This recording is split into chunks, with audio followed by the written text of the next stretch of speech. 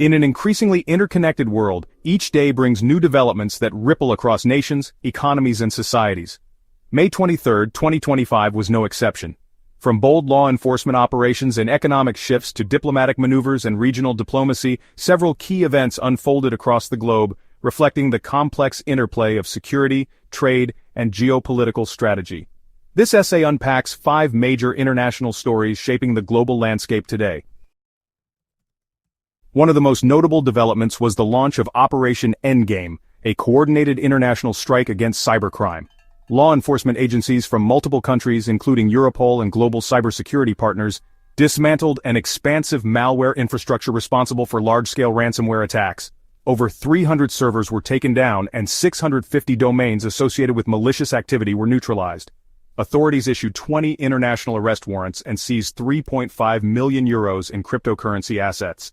This crackdown underscores the severity of cybercrime as a global threat, and highlights the growing importance of multinational cooperation in addressing it. The operation marks a major victory for cybersecurity and sets a strong precedent for future cross-border efforts to protect digital infrastructure. Meanwhile, on the economic front, India is contemplating a major policy shift that could reshape its trade relations. The Indian government is considering opening its public procurement market, worth over $50 billion, to foreign bidders, including firms from the United States. This initiative is part of ongoing trade negotiations aimed at strengthening the Indo-U.S. economic partnership.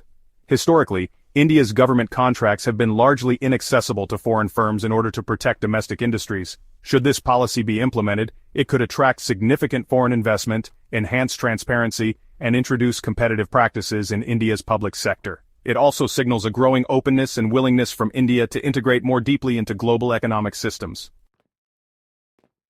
In Southeast Asia, Thailand has taken a nuanced diplomatic stance by advocating for broader international engagement with Myanmar's military regime. Despite widespread criticism of Myanmar's junta following the 2021 coup and subsequent human rights abuses, Thai officials argue that isolation has failed to bring about meaningful change. Instead, they propose that constructive engagement might be a more effective strategy. This reflects Thailand's pragmatic approach, balancing its own national security interests and regional stability with the complexities of international diplomacy. As a neighboring country directly affected by Myanmar's crisis, Thailand's role is critical in shaping the regional response. In Europe, diplomatic tensions were evident as the European Union urged Serbia to choose a clear path between Western integration and Eastern alliances.